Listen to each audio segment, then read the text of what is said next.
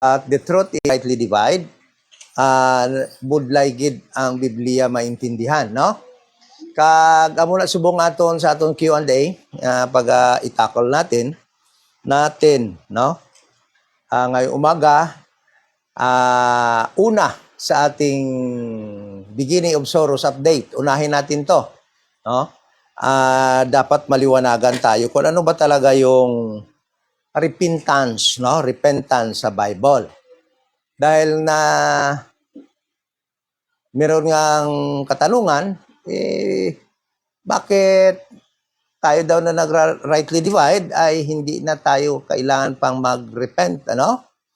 Andiyan naman daw sa Bible, kaya yung aking post tungkol dyan, medyo binakunti ng mga katanungan at mga tawag ito, yaguta or BIBI or masabi nating mga ano ba sa English yun? Yung yaguta o sa Tagalog? Yung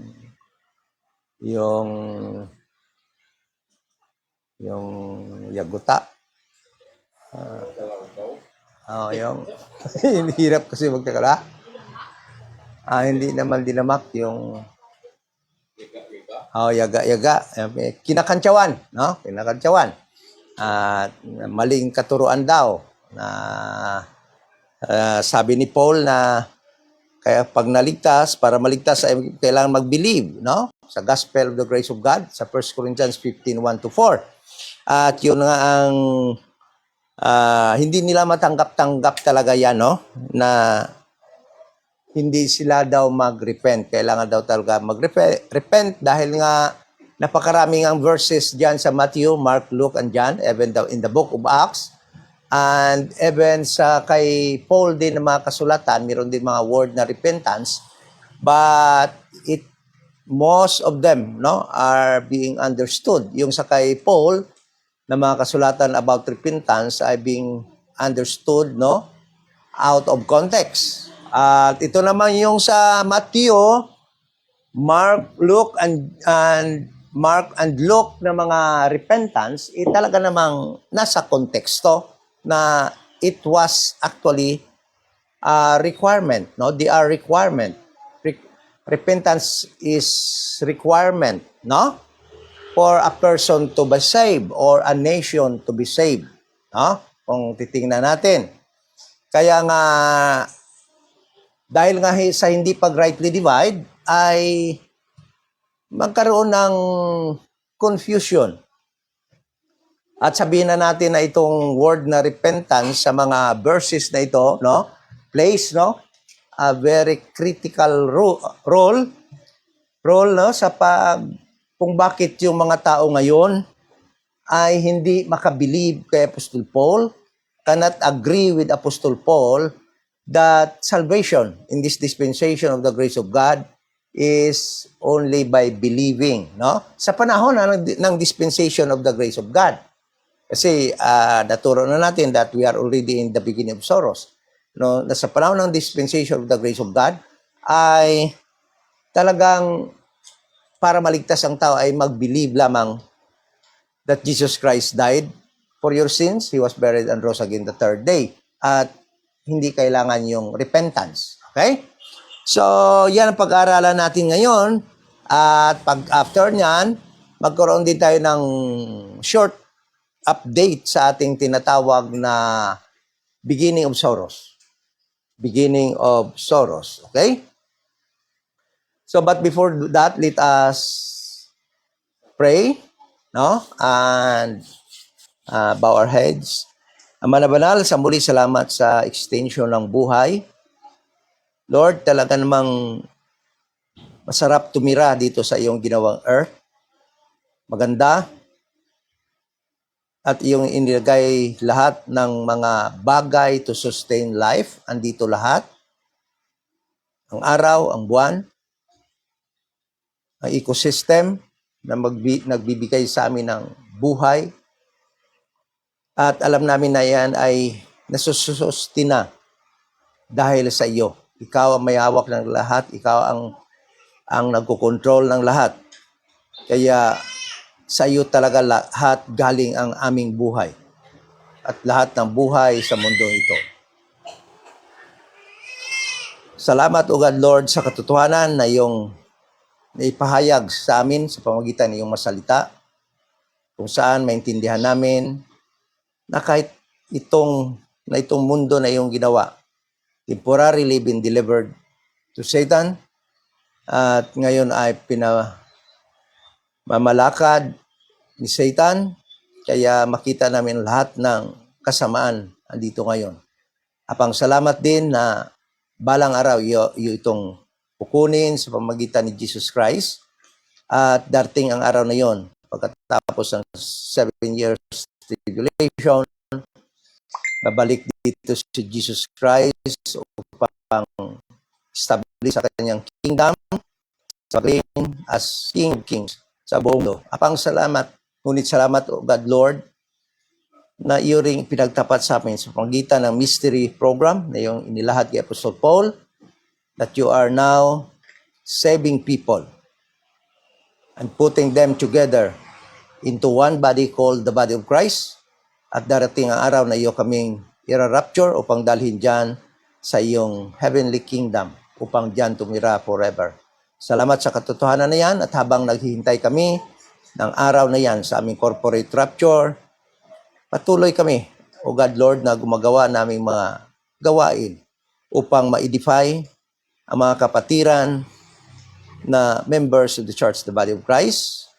At Lord, kung mayroon pa namang bisa ang gospel of the grace sa panahon na ito, mai-preach din po namin.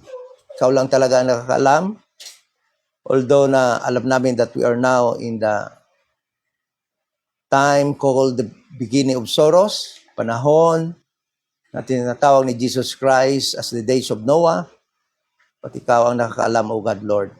Kaya, please, O God, lead us, enlighten us sa aming mga pag-aaral na iyong masalita. We pray in Jesus' name, Amen.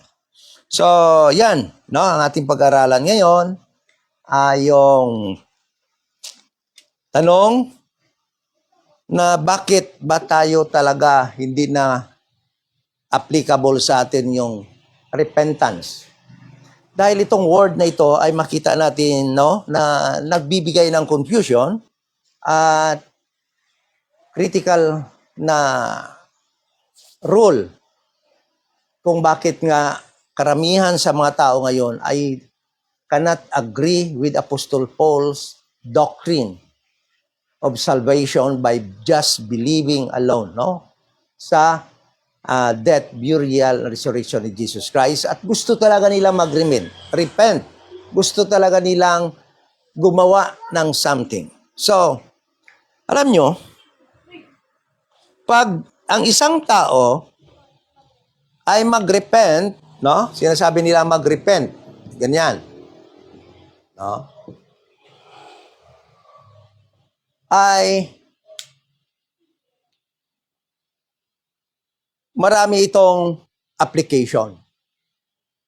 In the Bible, the word repentance or repent, if used, no? Kung makita natin na ito ay ginamit sa God, it always means change of mind. No? Change of mind. Dahil nga wala namang kasalanan na dapat talikdan ng Panginoon, wala naman siyang disobedience na dapat baguhin, kaya it is always change of mind. Example, in Genesis chapter 6, no? God repented, no? Maraming beses dyan na sinabi, God repented. There was a time na ang God gusto niyang i-annihilate or i-punish ang Israel dahil sa kanilang pag-disobey sa Kanya, at matinding kasakitan ang mangyayari sa Israel.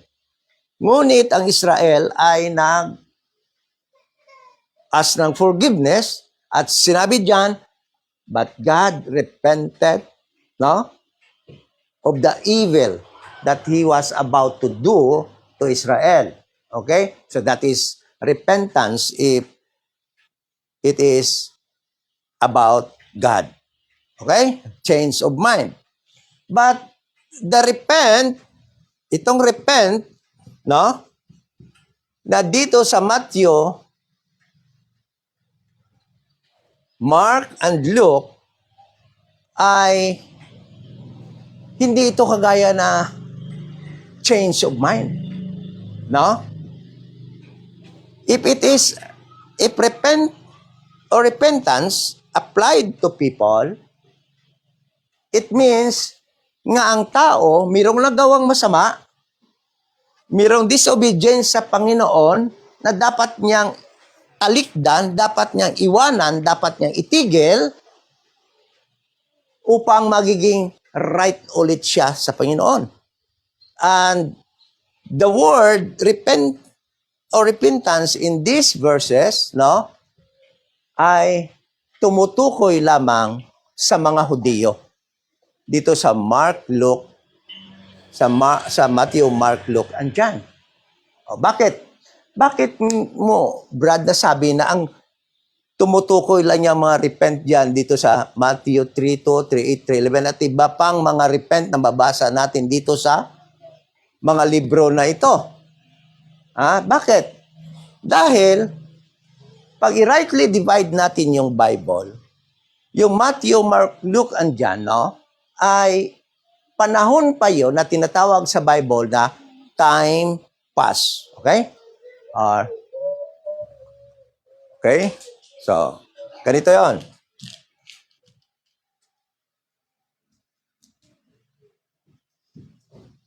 Ibig sabihin, hindi natin maintindihan yung repent sa Matthew, Mark, Luke at sa iba pang mga books, no, kung hindi natin i-rightly divide yung Bible. So, ganito yan. Okay?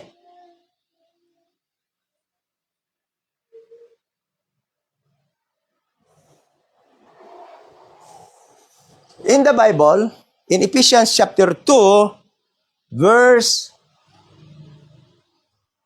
11 to 12, mirong yung mga verses na yan, nagtuturo sa atin kung paano i-rightly divide yung Bible. Sabi dito, verse 11, Ephesians chapter 2, verse 11, wherefore, remember that ye, being in time past Gentiles in the flesh, who are called uncircumcision by that which is called the circumcision in the flesh made by hands. So there was a time called time past. Okay? Time past. So ibig sabihin ng time past, nakaraan na, di ba? Ang past, nakaraan na. Ibig sabihin, hindi na yan epektibo ngayon dahil nakaraan na. Okay? Ang nagligad mo nga, active pa na, wala na, di ba? So, yan yung time pass sinasabi dito. At sinasabi dito na tayo daw na mga Gentiles ay hindi kasali dito, sabi dito, being aliens from the verse 12, and that at that time ye were without Christ. So, tayo daw na mga Gentiles, hindi tayo kasali dito. Wala tayong Christ dito ng time na to, nung time past, being alien from the commonwealth of Israel and strangers from the covenants of promise, having no hope and without God in the world. Yan ang kalagayan nating mga Gentiles nung time na yon. Without God, without Christ, without hope, labas sa nasyon ng Israel, hindi tayo kasali, hindi tayo citizen ng Israel nung time pass na yon, no? So at the time, nung sinabi itong Matthew, Mark, Luke, and John, it was said by Jesus Christ, no? Itong katuruan na ito, itong requirement na ito, na kailangan mo mag-repent para maligtas, no? As a nation, ang Israel. ay dito yan nangyari, dito yan sinabi sa time past na ito. Dito ito sinabi sa time ng time past. Dito sinabi. So yung time past na ito, ang God ay nagdidil lamang sa nation Israel. Kaya ang ibig sabihin dito na magrepent, ang nation Israel or ang mga Hudyo. Dahil itong time pass na ito from Genesis to Acts chapter 7. Yan yung nung time ng time pass. At nung sinabi yan ni Kristo, nung naging requirement niya ng kaligtasan ang magrepent, ay sinabi lang niya nung time na siya ay nagmi-ministry sa Israel. Okay? So, mamaya, para maintindihan pa natin ito. Bakit kailangan nilang magrepent? Bakit kailangan ng mga Diyos magrepent? Okay? Upang sila ay maligtas. So, yan ngayon yung dapat natin malaman, no, to fully understand, no? To fully understand bakit ni-require ng Panginoon ang mga Diyos or nation Israel to repent. So, ano ba yung i-repent nila? Ha?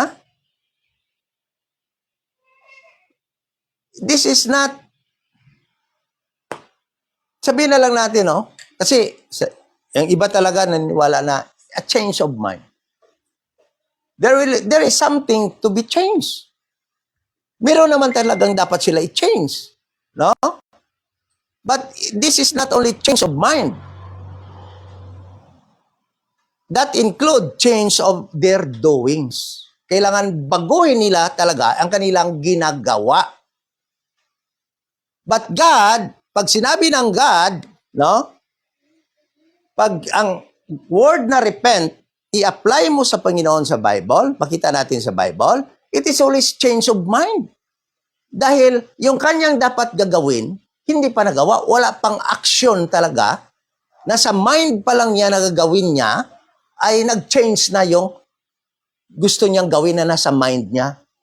Kaya, if it will be applied to God, repentance or the word repent, it always means change of mind. Okay? Dahil nga yung gagawin pa lang niya na nasa mind niya, binago niya. Kaya yan, change of mind. And alam natin, almost all, no, na mga nag-aaral ng Bible will agree with me that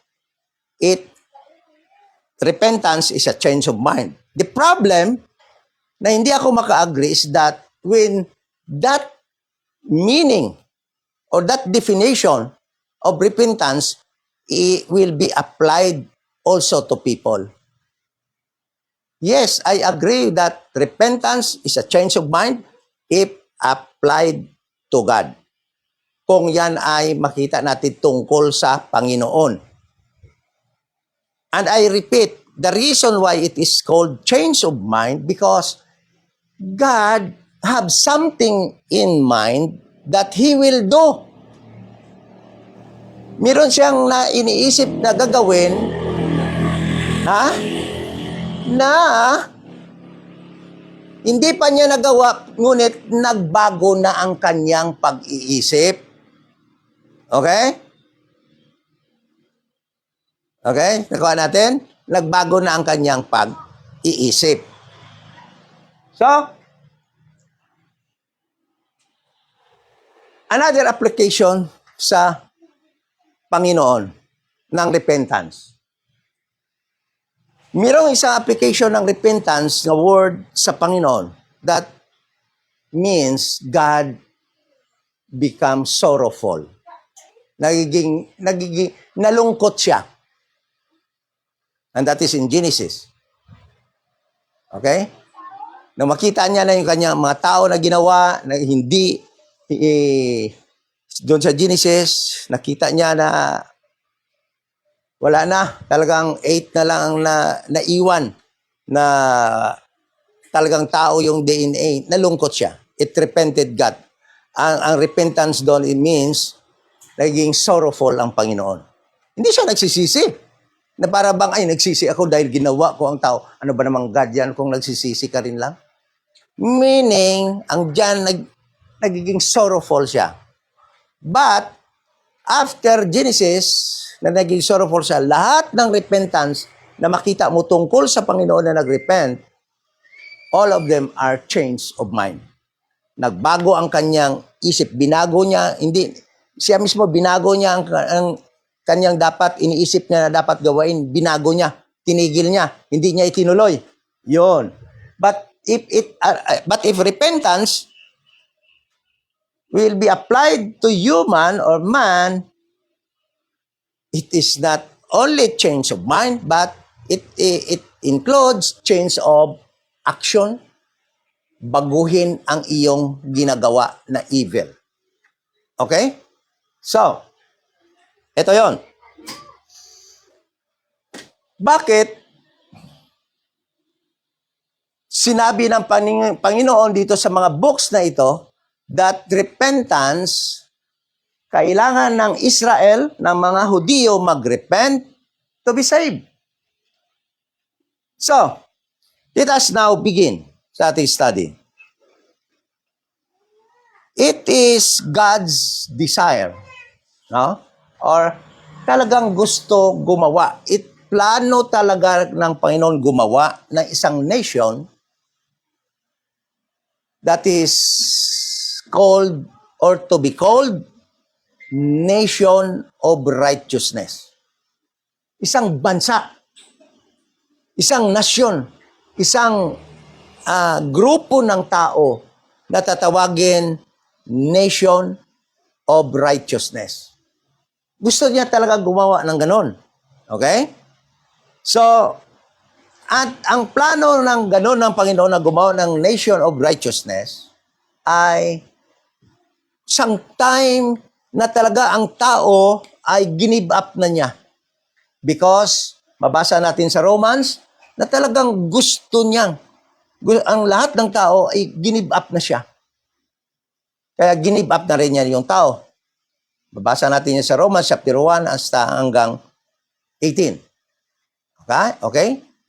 And God gave them up. Because ang tao naman ang una talagang ayaw tumanggap sa Panginoon. Nung mangyari yon in Genesis chapter 12, God's plan to build a nation of righteousness started in Genesis chapter 12.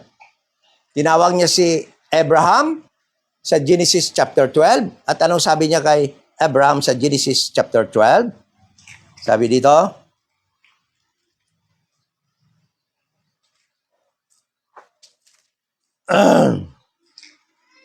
sabi dito, now the Lord hath said unto Abraham, get thee out of thy country, and from thy kindred, and from thy father's house, and unto the land that I will show thee, and I will make thee a great nation, and I will bless thee, and make thy name great, and thou shalt be a blessing. And I will bless them that bless thee, and curse him that curseth thee, and in thee shall all families of the earth be blessed. That was the first mention that God is about to make a nation that will bless all nations on earth through that nation. Okay? And makita natin, in Deuteronomy chapter 4 verse 8, makita natin that nation, no? Yan yung gusto gawin ng God na righteous nation or kingdom of righteousness. Deuteronomy chapter 4. Deuteronomy chapter 4 verse 8. Ganito yung pagkasabi niya. Sabi niya dito. 4 verse 8. Sabi niya, and what nation is there so great, referring to Israel, that hath statutes and judgments so righteous as all this law which I set before you this day.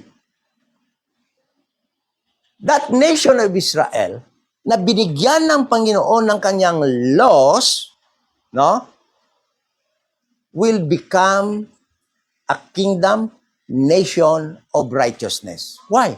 Because they have the law of righteousness. Kaya nga alam nyo, bakit talaga require sa Hudiyo yung teaching nila, makita mo talaga, there was a need for them to become a righteous person. Kailangan talaga magiging matarong sila because God is making them, building a nation through them, a nation or kingdom of righteousness. That is why God gave them the law that will make them righteous. Dahil kung sundin mo talaga yung law na binigay ng Panginoon sa kanila, lahat ng laws na yan righteous, matarong talaga. Sa Ten Commandments pa lang, napakatarong na. O, di ba? Talagang perfect. That is why they were required to become righteous. Dahil nga sila yung pinili ng Panginoon. Yan yung lahi na pinili ng Panginoon na gagawin niyang kingdom of righteousness. Natitira sa 1,000 years righteous kingdom ni Jesus Christ. Okay? Listen to this. Verse 7. Ano to? 4:8, no? Then Deuteronomy 7:6. No? Deuteronomy 7:6. Sabi dito, for thou art an holy people. Pag righteous ka, holy ka. Sabi dito, for thou art an holy people unto the Lord thy God. The Lord thy God hath chosen thee to be a special people unto Him, above all people that are upon the face of the earth. Okay, tama? Paano? Sabi ng Panginoon, dahil kayo ay balaan na mga tao. Pinili ng Diyos, special na mga tao. Above all people that are upon the face of the earth. By the way, ang mga Hudiyo, pinili, righteous, holy. Kaya sila tinatawag na kingdom of righteousness. Okay? By the way, sideline lang. Tingnan mo. Sabi dito, upon the face of the earth. Kung globe, tatanungin kita saan banda yung face. Kung globe yung earth. Walang face, ha? Kaya, talaga flat ang earth, eh. Ayaw nyo pa kasing maniwala, eh. Flat ang earth, covered with dome. Okay? So, Psalms 147. Ayan mo. Psalms 147, verse 19 to 20. Sabi dito, He sheweth His word unto Jacob, Israel, His statutes, ang kanyang mga law, and His judgments unto Israel. He hath not dealt so with any nation. Ibig sabihin, yung binigay niya na statutes, mga law sa Israel, never been given to any nation. And that made Israel special people of God, kingdom of righteousness or righteous nation. He had not dealt so with any nation, and as far His judgment, they have not known them. Praise ye the Lord. O kaya alam nyo, tayo minsan ng mga Pilipino, Gentile, no?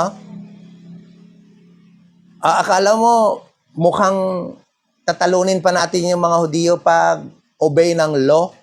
Sa bagay, yung law lang naman na in-obey na talagang gustong sundin ng mga Pilipino, lalo na yung mga pastor, tungkol lang naman sa tithing, giving, yon, mga first fruit.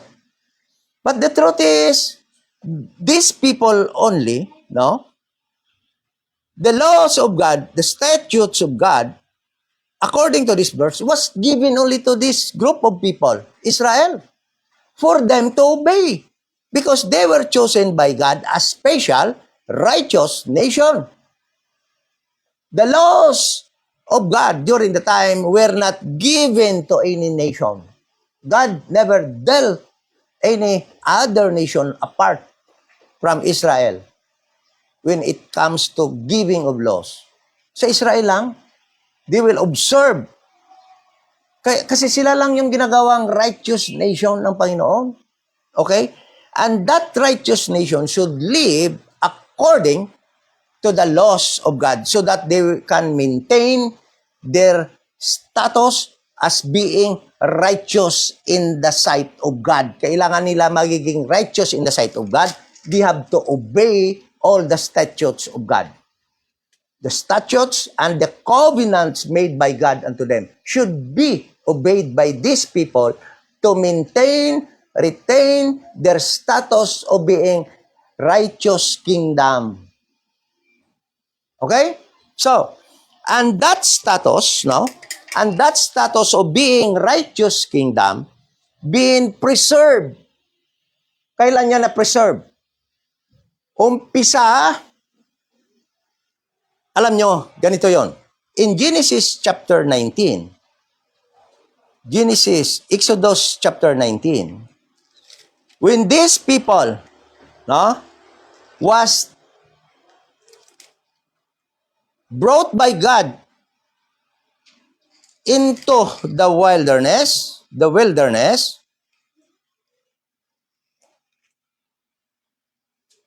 from being slave in Egypt for 430 years. Ilang taon ganita sa under sa Katsila? Ha? Halos pari-pariho, no? Ang balaan ko daw 400 years kita, no?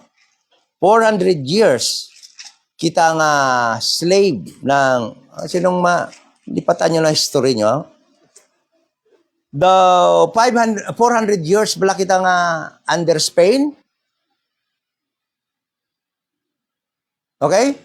But the Jewish people been in Egypt for 430 years. Okay? Sabi dito in Exodus 12:40, sabi dito,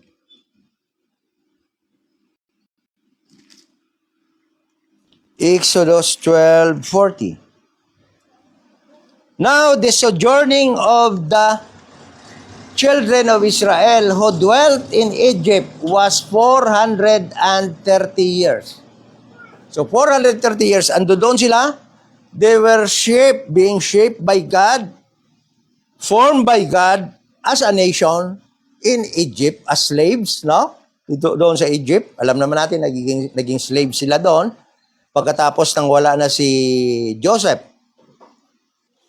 At tumagal sila doon ng 430 years at dumami sila doon na pwede na silang gawin ng nation. At kinuha sila doon ng Panginoon, and while they were in the wilderness, God made a covenant with these people in Genesis chapter 19 and in Exodus chapter 19. Ito yung covenant nila. Basahin ko. Sabi dito,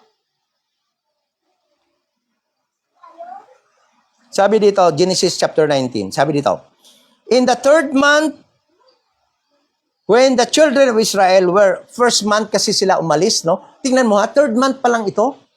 Kasi first month sila umalis sa Egypt, Nisan. Anong sunod na sa Nisan man? Nisan? Ano galing June man, nalipat ko. Basta sa third month nila, ando doon na sila sa wilderness, no? Sabi dito, in the third month, when the children of Israel were gone forth out of the land of Egypt, the same day came they into the wilderness of Sinai, for they were departed from Rephidim, and were come to the desert of Sinai, and had pitched in the wilderness, and there Israel camped before the mount. And Moses went up unto God in the mountain of Sinai, di ba? And the Lord called unto him out of the mountain, saying, This shall thou say to the house of Jacob, and tell the children of Israel, Ye have seen what I did unto the Egyptians, and how I bare you on eagle wings, and brought you unto myself. So, pinatawag niya si Moses, umakyat doon sa Mount Sinai, at sinabi ng Panginoon, ito yung sasabihin mo sa anak ni Israel, sa mga Jewish people na kasama mo ngayon. Nakita nyo kung anong ginawa ko sa Egypt. Anong ginawa sa Egypt? Pinarusahan niya yung Egypt. Dahil ayaw silang paalisin. Pinakita ng Panginoon kanyang kapangyarihan. At sabi niya, kung paano ko kayo dinala dito sa wilderness with eagle wings. Ibig sabihin ng eagle wings, hindi natin ibig sabihin, they cannot be touched. Dinala sila ng Panginoon sa pamamagitan na hindi talaga sila pwedeng pakialaman or hindi mapigilan because they are above. Okay? So, din sabi dito, in verse 5, Now therefore, if you will obey, this is now the covenant. Now therefore, if you will obey my voice indeed, and keep my covenant, then ye shall be a peculiar treasure unto me above all people, for all the earth is mine, and ye shall be unto me a kingdom of priests, and an holy nation. These are the words which thou shalt speak unto the children of Israel. Sabi niya, ng God kay Moses, ito yung sabihin mo sa Israel. Kung susundin niyo ang lahat kong sasabihin, at sabi niya, i-keep ninyo ang aking covenant, gagawin ko kayong pinasahi na mga tao, treasure unto me. Treasure sila ng Panginoon above all people. You will be above all other nation or people, for all the earth is mine. Verse 6, And ye shall be unto me a kingdom of priests and holy nation. These are the words. At sinabi yun ni Moses sa kanila. At alam nyo kung anong sagot ng mga tao? Then sabi dito, verse 7, tinawag ni Moses yung mga tao. Bumaba siya, tinawag niya yung mga tao. At sinabi niya yung mga sinabi ng Panginoon. Then verse 8, sabi ng mga tao, And all the people answered together, and said, All that the Lord hath spoken, we will do. And that answer from the people, fortified, cemented the covenant of God between them. Nasiminto, kumbaga nasainan, kumbaga na ano kanina, na sa abogado pa na ano kanina, na certify, na silyuhan, na notaryuhan, ina nga covenant, pagsabat ng mga tao. And the people said, what the Lord said, we will do. Okay? So, they agree that they will become a righteous nation. They will obey God's covenant and all the commandments of God, the voice of God. They agreed. Okay? So, alam nyo itong mga tao na to na nakipag-covenant sa Panginoon? Iilan lang yung, alam nyo ba marami sa kanila hindi nakapunta doon sa land of promise? Bakit? Pag lakad pa lang nila ilang taon sa wala na. Sinisina naman nila Panginoon, no? Kaya lahat ng 21 above, patay doon, sinangatay nandun sila. Patay doon sa wilderness. 20 below, pumasok sa land of promise. Kaya yan ang ating pattern of accountability. Bakit itong 20 napasok? Dahil they are not yet accountable of the sins that their fathers did. Kaya nga yan mayroon na study niyan, na ituro ko na dati yan, na ang 20 below, pag nag-rapture, dala. Bakit hindi sila pa accountable? Biblical. Lahat ng 20. Ang 20 below, hindi pwede magpunta sa army. 21 above, pwede. Ganon yun, pagkuha ng army nila. So may mga pattern dito yan. So ngayon, this nation actually, nagiging righteous sa time ni Moses. After na napatay yung mga 21 above, naging righteous itong mga nation na to sa time ni Moses. Sunod sila kay Moses. Hanggang tumawid sila, nag-change ng leadership kay Joshua. Okay? At sabi dito ng Bible, during the time of Joshua, okay? Joshua 24:31. Joshua 24:31. Sabi dito,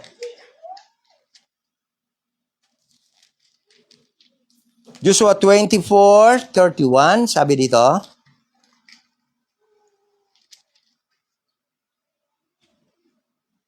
and Israel served the Lord all the days of Joshua and all the days of the elders that overlived Joshua, and which had known all the works of the Lord that he had done for Israel. Habang sa time ni Joshua, Israel portrayed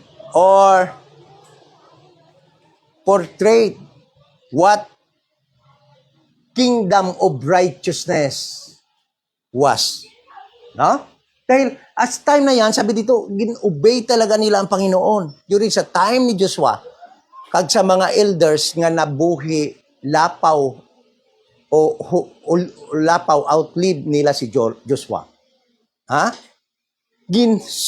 Ginsunod gid nila ang Ginoo. Meaning, this nation once became a kingdom of righteousness at the time, sa panahon ni Joshua.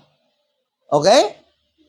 So yun ang nation na itinayo ng Panginoon na biological seed ni Abraham, ni Isaac, at ni Jacob. Tinatawag na Israel. Okay? So, balik tayo sa repentance. Repent. Bakit ang word na repent, the word repent in Matthew, Mark, and Luke, alam nyo ba na cannot be applied to us in this dispensation,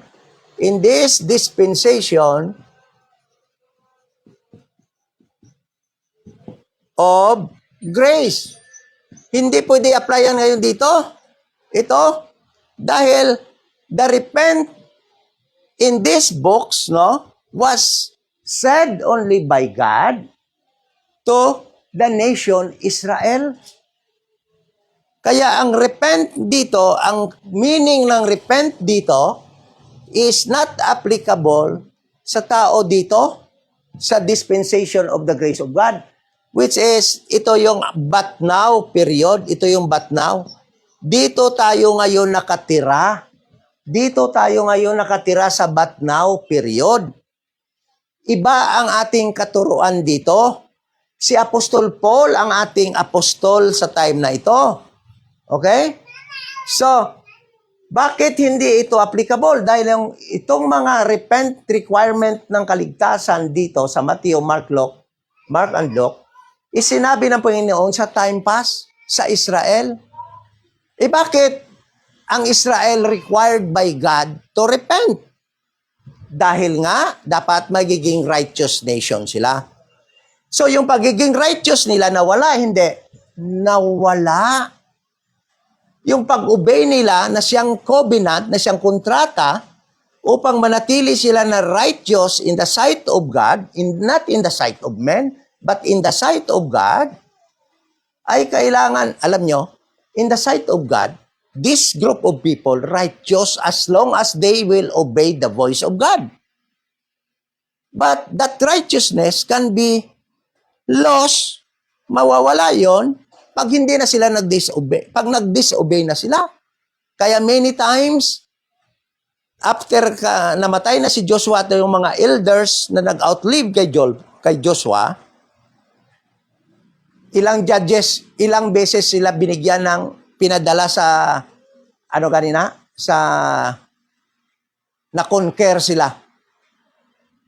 Pinadalhan sila ng mga judges para tumulong sa kanila pag nag-repent sila. O, di ba? Kailangan nilang mag-repent para ma-save sila. When they cried unto God, judges will be sent unto them by God to deliver them from captivity. So, yung kanilang pagiging righteous nation, nawala. Tingnan mo ha, tingnan mo. Tingnan mo.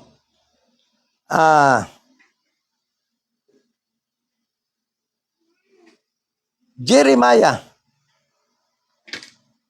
2:27.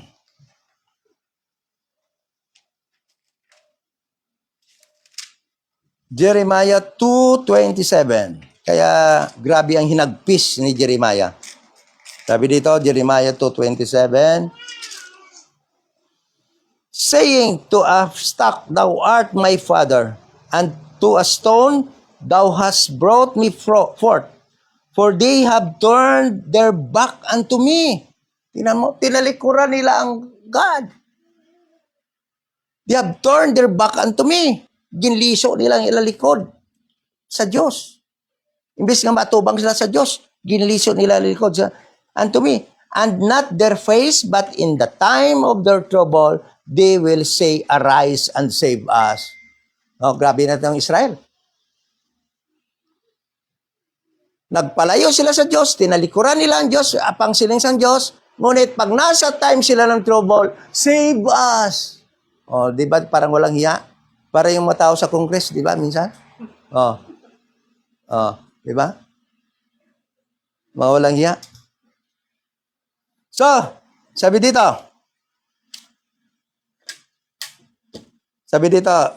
verse 28, but where are thy gods that thou hast made thee? Anong ginawa nila? Instead of having only one God, gumawa sila ng Diyos-Diyos. Yan yung tumalikod sila sa Diyos.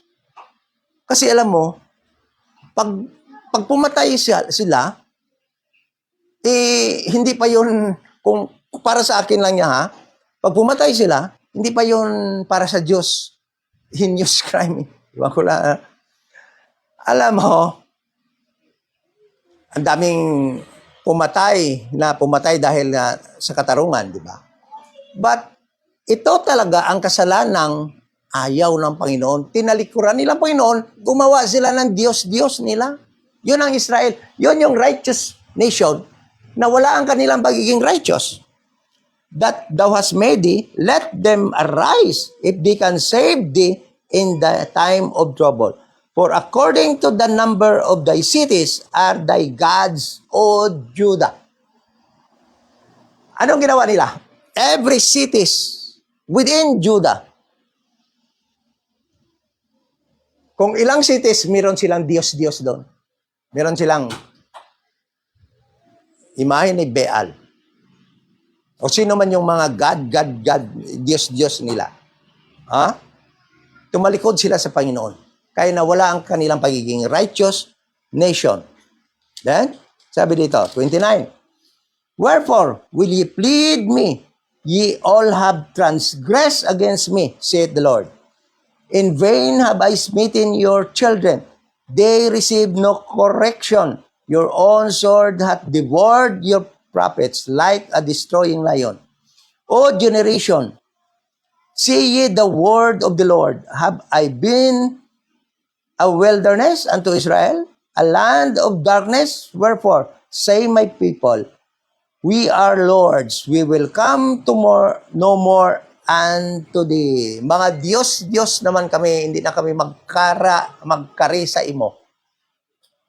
Can a maid forget her ornaments, or a bride her attire? Yet my people have what? Forgotten me. Days without number. Kita mo nga, grabe nga, grabe nga, himumok, ano kanina? Daw, gaano ba ng Diyos, no? Daw makita mo lang hibubunot sang Ginoo sa ayan nation nga gin-create nga righteous nation. So, ano ang kailangan nila para mabalik ang kanilang pagiging righteous? Repent. Repent. And where is that first verse that God said to Israel, you have to repent from your transgression and disobedience? Kaya makita mo, bakit dito repent? Bakit dito repent? Makabasa natin ito sa time ni Christ. Kasi ito talaga, record ni Mateo, record ni Mark, record ni Luke, pareho lang naman, isa lang magkasalita nito ni Jesus Christ eh. Nag-record lang sila iba-iba, di ba? Okay? So, bakit yan nila sinabi? Dahil nung nawala ang kanilang pagiging righteous nation status, God required them to repent. Alam nyo, bakit sabihin nyo, dito lang to sinabi? Now, let us go to the verse that it was first spoken by God unto them to repent. Ezekiel. Let us go to Ezekiel 4:6. Ito yon. And in this verse in Ezekiel, we can define repent. Repent in Matthew, Mark, Luke. Ma-define natin, binigyan ng Panginoon ng meaning dyan. Hindi tayo magbigay ng meaning kasi ng mga words sa Bible, hindi tayo mabigay ng meaning. God Himself gave the definition of this word repent. And applied here, the principle of first mention. Dito yung makita natin na sabi ng Panginoon, you need to repent. Ano yan? Ezekiel 14:6. Pakibasa. Ezekiel 14:6. Sabi yun. Tawig ka rin Ezekiel, no? Therefore say unto the house of Israel, so said the Lord God, repent and turn yourself from your idols, and turn away your face from all your abomination. Bakit hindi change of mind ang repent dito? Bakit hindi change of... Alam nyo, yun talagang matagal ko pinag-aralan to. I agree first, nung una, that repent is a change of mind. But, I come to this, what we call this, no? Conclusion, that the change of mind is only applied to God. Kung ang repent ay tungkol sa Diyos na nag-repent. But pag sa tao, it is not a change of mind. The act been already done, ginawa na, and ang kailangan dito i-change ay yung ginagawa mo. Yung ginagawa mong mali, yun ang papalitan mo, hindi yung mind mo. Kasi hindi na to nila iniisip, ginawa na nila, nagpalayo na sila sa Panginoon, tinalikuran nila Panginoon, nagtayo na sila na kanila mga God, mga Diyos. So yung repent dito, malinaw, na sabi dito, therefore, say unto the house of Israel, thus saith the Lord God, repent and turn yourselves from your idols. Ito yung repent dito. Turn yourselves from your idols. Stop. Iwanan nyo yung mga idols nyo. Itigil nyo na yung pagsamba sa mga idols nyo. Bumalik kayo sa Panginoon. It is not a change of mind. It is a change of what you are doing. That is repent. Okay, sandali lang.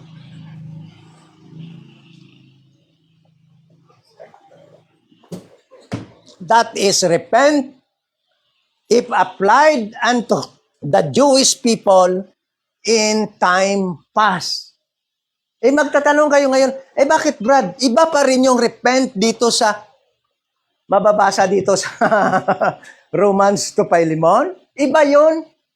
Hindi din applicable dito yun. Sa time past, applicable dito yan sa dispensation of the grace of God. sa time natin ngayon. Kaya ang repent dito, sa Matthew, Mark, Luke, applicable sa time past. Sa mga Hudiyo. Kahit Gentiles, hindi applicable sa kanila itong pag-repent dito. Bakit? Meron ba silang God? Meron ba silang God na tinalikuran ng Gentiles dito? Tatanungin ko kayo. Ang Gentiles ba in time past, nung sabihin ni Jesus Christ ito sa Matthew, Mark, Luke, and John, meron ba silang God na tinalikuran? Wala. Dati na silang nakatalikod. Bago pa binuo ang Israel, bago pa binuo, tinawag si Abraham, lahat ng mga tao tumalikod na sa Panginoon. Wala silang covenant sa Panginoon. Ha? So, the repent here means that they should turn their back from their idol, which is not a change of mind, but a change of what they are doing at the time. Ha? Nagsasamba sila sa mga idol. Yan yung iwanan nila, yun yung talikdan nila. Hindi na yung change of mind. Kuha nyo ako? Bakit hindi na change of mind? Kasi wala na yun sa mind, ginagawa na nila. It is already a change of what they are doing presently or at the time. Iman. Ano to? Okay? Maliwanag. So, hindi yan change of mind, but change of what they are doing. O, sabi dito ha, Deuteronomy, Ezekiel 4:6, then Ezekiel 18. Tingnan mo, Ezekiel 18. Ito kasi yung, dito kasi yan nag-umpisa ang repente sa Israel. Ezekiel 18, verse 30. Ano sabi dito? Therefore, I will judge you, O house of Israel, everyone according to his ways, saith the Lord God. Repent and turn yourselves from all your transgressions, so iniquity shall not be your sin or your ruin. Tama?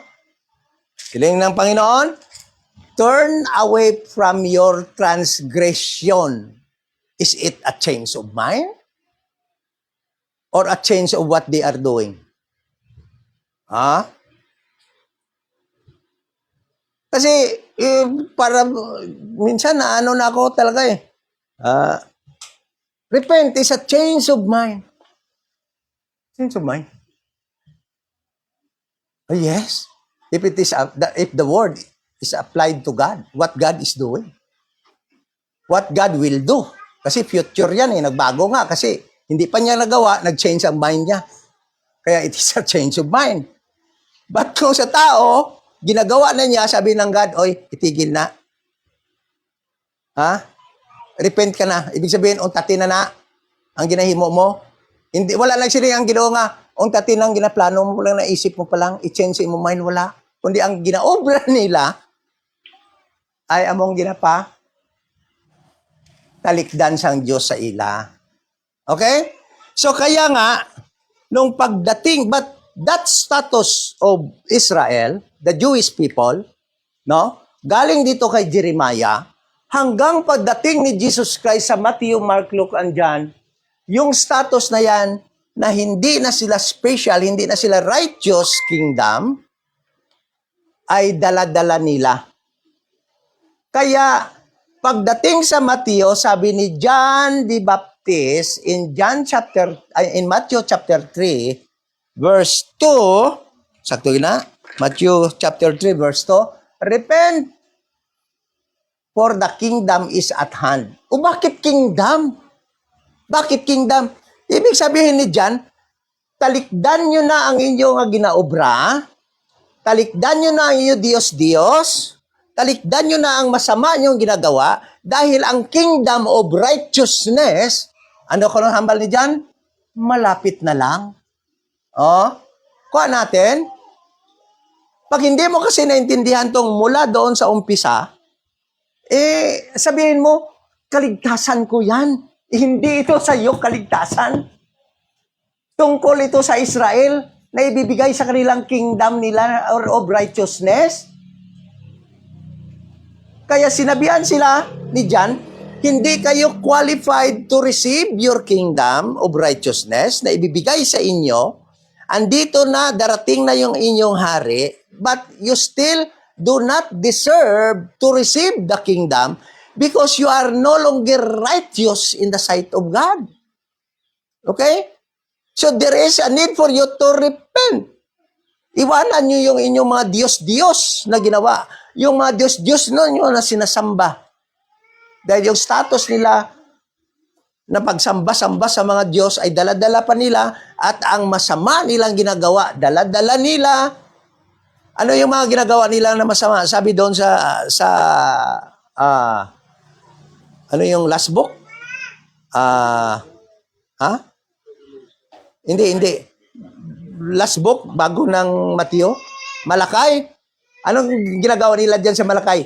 Nag-o-offer sila ng masakitin na karnero. Yan ino-offer nila instead na perfect na karnero. Ninanakaw nila ang mga sa temple. That status, dala-dala nila hanggang Mateo. Darating na si Kristo. Andiyan na si John the Baptist. Alam ni John the Baptist, ibabaptize na niya si Kristo na kanilang king. Kaya sabi ni John the Baptist, repent. Hindi ibig sabihin nun, change your mind. Ano i-change nila? Change what you are doing. Stop worshiping idols. Stop doing evil. Itigil nyo ng masama yung ginagawa. Bakit? Dahil papasok na kayo sa kingdom of righteousness. Malapit na lang ibibigay ang kingdom of righteousness. Promise to Abraham, promise to Isaac, promise to Jacob, promise to Moses, promise to David. Your king is here. Yung hari nyo andito na. Nasa gitna nyo na si Kristo. Ang kingdom malapit na. Repent. Kung hindi sila mag-repent, yun. Hindi nga sila nag-repent, kaya hindi nabigay yung kingdom. Na-postpone. Yan yung ibig sabihin ng repent dyan. Basahin natin yan. Mateo 3:2. Ano sabi dyan?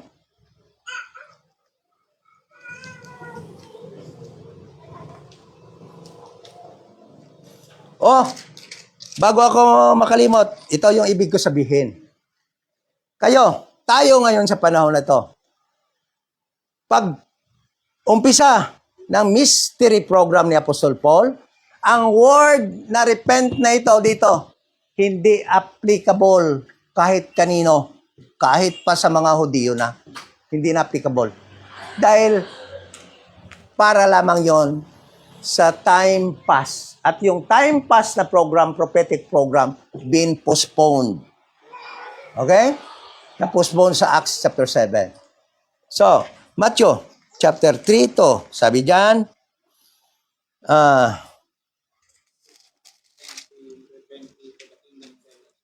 okay. Then, 3:8.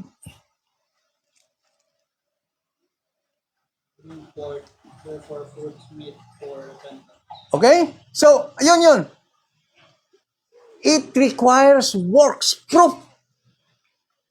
So, kailangan nila magpakita ng bunga na sila mismo ay nagrepent na. Nag-stop na sila ng paggawa ng masama.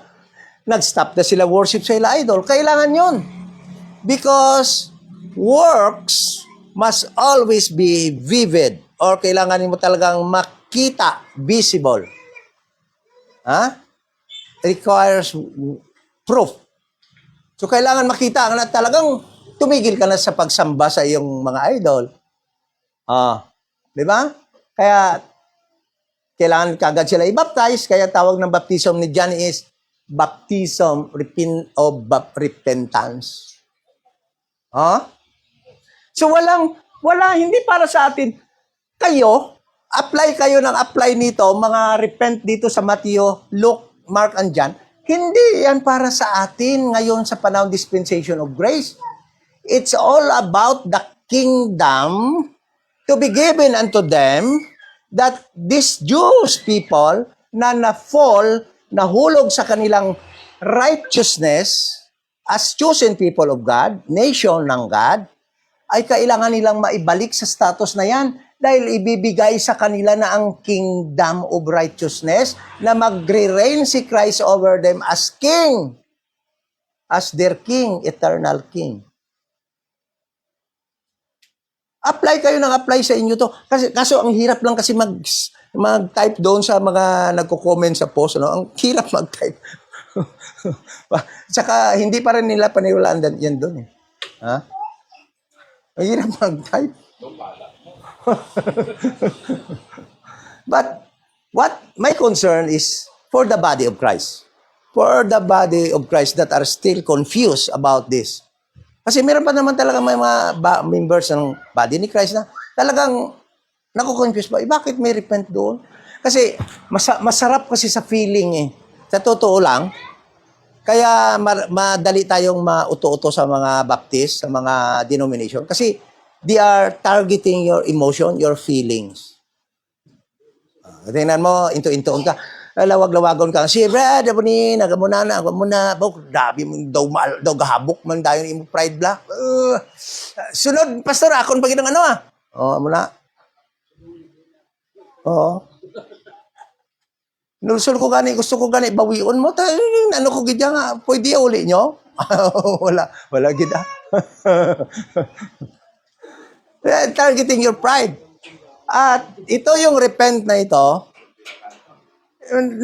makakataas ng ego nga, you did something for your salvation. Kasi nag-amo ko na yan, nagbuot ko ya, nag-amo ko sineya, no? But it has nothing to do with the salvation that Apostle Paul or Jesus Christ told unto Paul.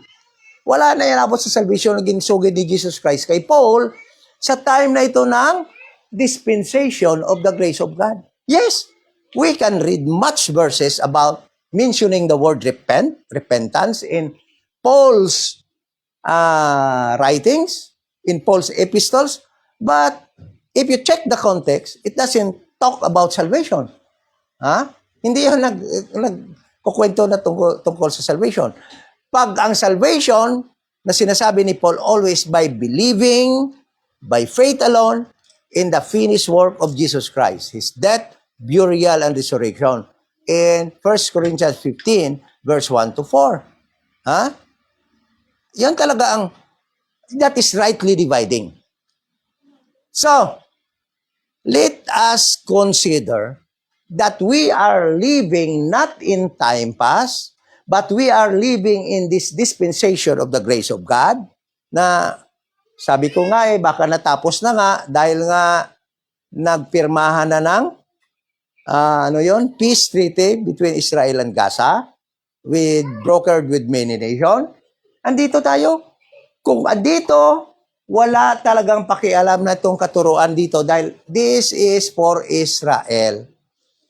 Jesus Christ was a minister of Israel.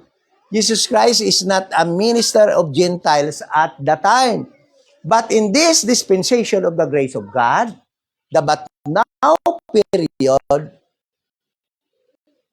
God is working, building the church, the body of Christ, saving people, and putting them in one body, called body of Christ,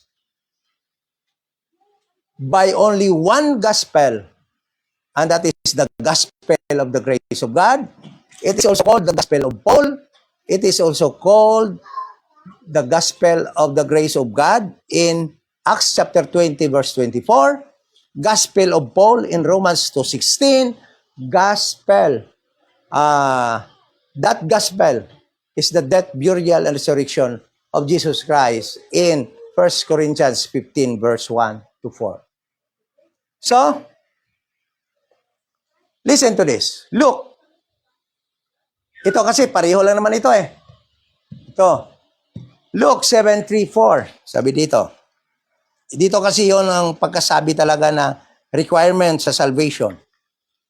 Luke 7:3-4. Tama ba? Tama ba ito? 7? 17. O 13. Okay.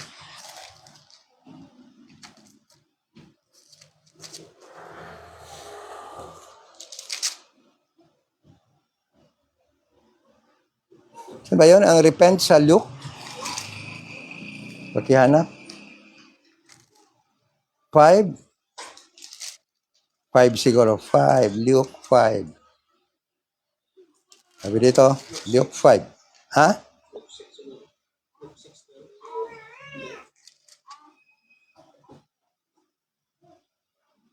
Luke 6? 5.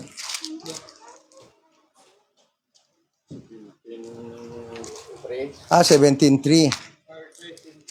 13? 13. Oh, sabi dito. Sabi dito, I tell you nay, but except ye repent, ye shall all likewise perish. So, repent. The word repent is a requirement for salvation. Yes. Talagang kailangan nila yung mag-repent to be saved at the time. But sa atin, hindi ito kailangan. Sabi ni Paul, believe to be saved. So, as explained, kung bakit nila kailangan mag-repent, ang country Israel or the Jewish people, bakit kailangan nila mag-repent? It was already explained. Okay? So,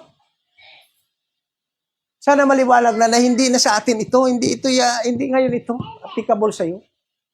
Because we are in time called the dispensation of the grace of God, in which in this dispensation we have a separate doctrine, we have a separate instruction, we have a separate apostle that was assigned unto them, unto us by Jesus Christ.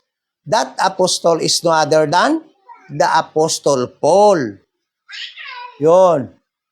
Ang daming galit kay Apostle Paul, pero you cannot be saved kung wala si Apostle Paul. There is no salvation for Gentiles kung wala si Apostle Paul. The only salvation of Gentiles kung wala si Apostle Paul is to proselyte, is to become Jewish citizen and be part of their program. Yun. Bless Israel. Yan ang isa. Go to Jerusalem and worship the God of Israel. Yan ang eunuch. Bless Israel. Yan ang ginawa ni Rehab at ni Centurion. Yan ang mga kaligtasan ng Gentile dito. Kung wala ang dispensation of the grace of God, wala si Apostle Paul, walang nireveal kay Apostle Paul si Jesus Christ, there is no salvation for us Gentiles apart from Israel. Tandaan natin yan sa ating utak. Huwag nating angkinin yung mga kautusan ni Jesus Christ, instruction ni Jesus Christ in time past sa Israel. Wala tayo doon. Sabi ng Ephesians chapter 2 verse 11, we Gentiles, at that time, we are without Christ. Nung time na ito, nung si Jesus Christ andito. Umpisa Genesis hanggang dito, Genesis chapter 12, hanggang dito sa Acts chapter 7, tayong mga Gentiles, walang God, walang Christ, outside from the covenant of, outside from the commonwealth of Israel, na sila lang ang mirong God at the time. Alien from the covenant and promises of God to Israel. So, rightly dividing the word of truth is very crucial in understanding God's holy Bible. If you do not rightly divide, then you might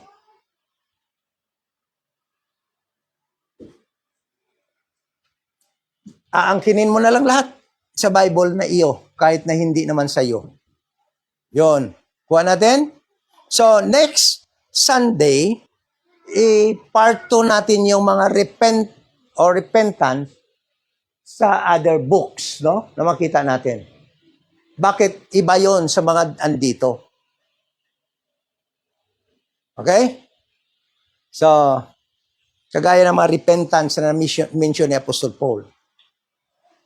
So, that's all sa ating Q&A. Understanding repentance in Matthew, Mark, and Luke, and other repentance verses in time past. Okay? So, hopefully nakuha na natin. Then, let's go now to our what? Ano yon? Ito yung ating beginning of sorrows. No? Ito yung beginning of sorrows. Marami natatakot yata, no? Ha? Marami natatakot. No? Pero, mas mabuti na yung alam nyo kaysa maso-surprise kayo na yun na pala. Di ba? Yun na pala.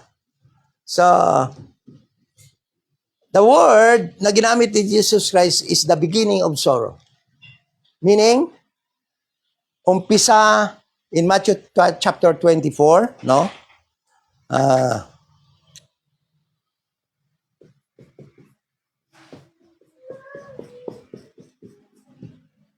Of sorrows. Update. So, update lang natin, no? So, alam nyo, you might say, Brad, Brad, wala naman gira, meron na silang peace, peace talk. Meron silang peace talk. Yung peace treaty, tapos na yun yung sa Gaza, Israel. Actually, ang Gaza ngayon, wala nang gira, di ba? They are now building Gaza. Budgeted, malaking budget daw, billion-billion. Gagawin nilang digital hub ni Antichrist. So, ang pinag-usapan natin ngayon na naka-trigger ng beginning of sorrow ay yung signing ng peace treaty na yan, Daniel 9:27, at ang sorrows na minimension dyan sa Matthew chapter 24 ay yung, di ba, war, rumors of war, famine, and pestilence, and diverse earthquake. Yan yung beginning of sorrows. That is not yet tribulation period, but beginning of sorrow. And we do believe that we are now in the period of beginning of sorrows. We also believe that we are now in time called by Jesus Christ as the days of Noah. And we have 2 or 3 Sundays na pinag-aralan yon, ang as the days of Noah, no?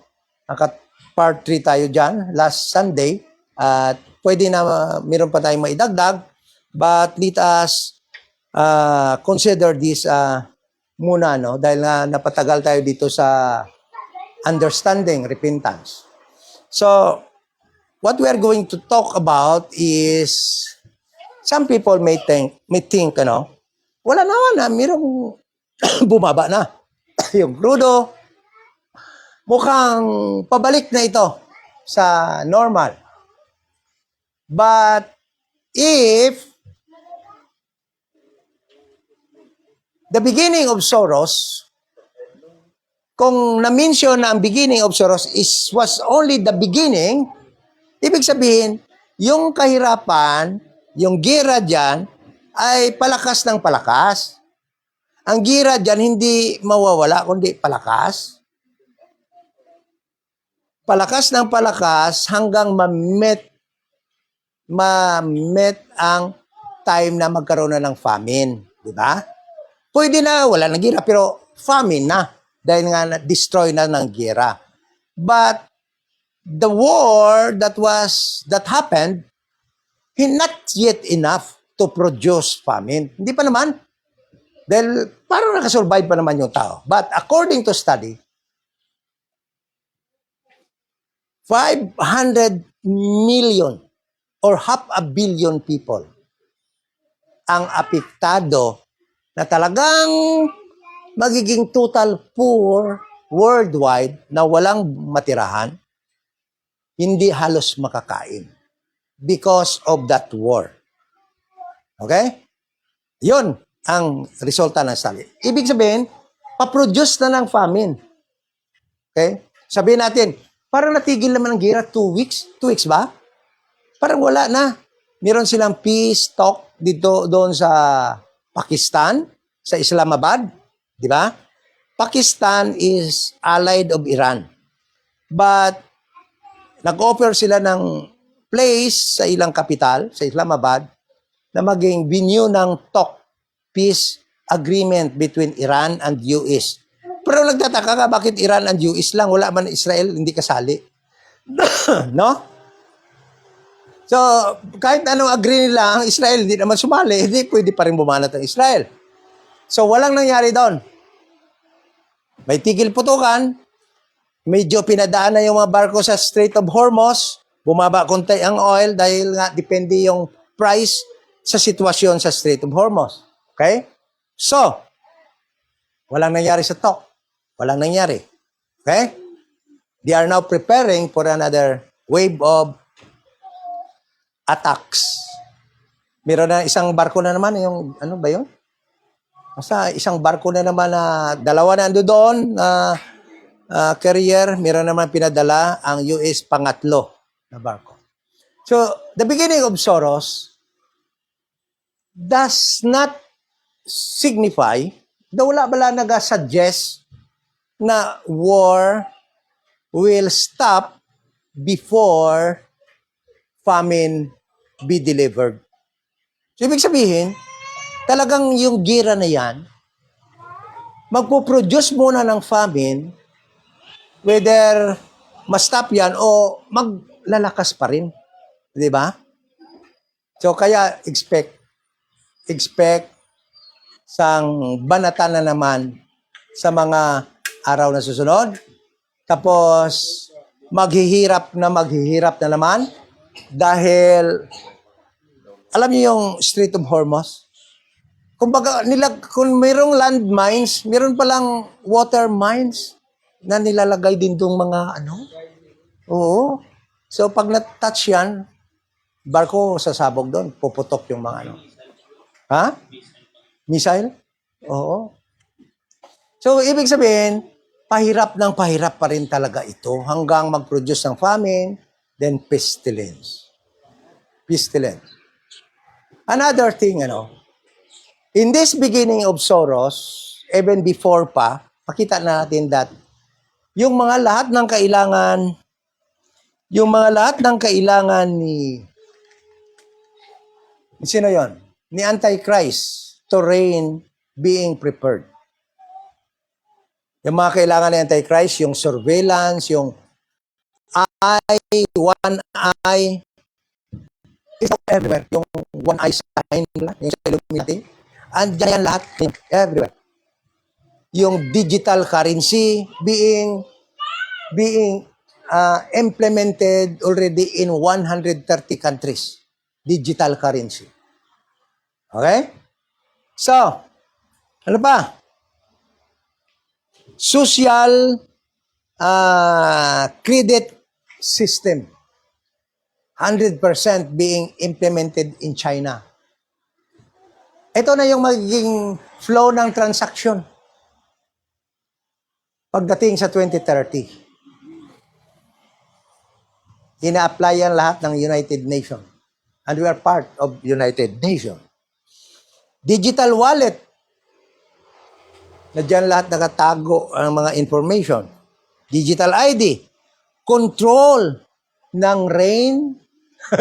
Pati rain niya, control nila mo, no? Control na nila ang food. Control na nila everything. Pati ang travel. Tanan. 2030. Kabalo sila ya. Mabuot na sila kung saan nila paulanon mo. Pwede naman din nila paulanon. Pati pabagyon. Pati hurricane. Facial recognition. Voice and eye. Yung pati yung boses mo. Aral na tanan. Okay? Ability to cut off access to everything. Ara na natanan. Because of this digitalization. Na kung pwede ka nila i-cut off, halimbawa, may violation ka, hindi ka na, masiling lang dahil, you cannot access. You did, ganito yung violation mo. You cannot travel. You already reach your travel limits 3 times a year. Kita mo? Tanan-tanan nga aspeto na kailangan ni Antichrist sa kanyang B-system, ready. The structure na kailangan niya ng kanyang government ready na. Siya na lang ang kailangan. Siya na lang ang kailangan para ma-implement yan. And we do believe that if we are now in the beginning of Soros, October bill, nagligad tuig, o March man, 3.5 years lang naman yan, di ba? Kaya tingnan mo bala, so na matapos 2029. Kaya 2030 talaga target nila ang fully implementation ng tinatawag nilang 2030 agenda. Marami na rin mga Pilipino nakakaintindi. Meron akong nakita isang grupo, sino? MG Mundihar. Sino to? MG Mundihar to, no? Aguilar. Oh. Meron na silang lugar na nag-ano na sila ng kanilang tawag nila survival. Gumagawa na sila ng mga suga na wala ng grid ng lahat na kailangan nila, pati pagtatanim-tanim. Hindi ba nila hindi nila pag-i-disclose kahit kumbaga against government ba? Ma-raid ka. So, ang lang daw, why they are preparing. Ako gusto ko man mag-prepare mo, di ba? Because we do not know. But, although we know for sure that rapture will happen before, talagang na yung kutubta na according sa Word of God, i-deliver ta sa rat mo. Hindi sila aware. But still, try to do that. Kung pwede nyo malang may backyard ka mo sila. Kaya basi, mga gagmay nga mga inadlaw sila, patabla. Hindi sila aware sa rapture. Dahil hindi naman sila saved. But alam nila ang 2030 agenda. Nagapati sila because it is happening. Kasi may mga tao, iba yung pawala lang mo. Yung ilaya, nami ganini, yung mga system nga mo, daw kadali lang, di ba? What says amo ng propaganda? Peace, security, safety. Hindi ka wala na safety nga, wala naman may hold up kuno sa imo, wala na kay wala ka na kwarta. Why ka na da? Why na may sa imo? 2027 kuno next year kuno grabe pagit ko ng mga kalatabo. 2027. Coincide sa pag-announce ni Trump sa July that aliens are real. Tanagin ng alien? Ha? Tana. Anong tana? Ha? Anong tana? Mga reptiliana. Pero hindi siya si Trump hindi.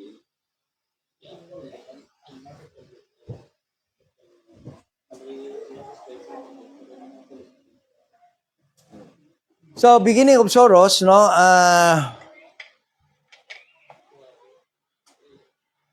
everything, patuloy mag-monitor mga current events. And natin dyan sa Matthew chapter 24 because we are still in that chapter sa beginning of Soros. And still, kaya iniisip ko rin,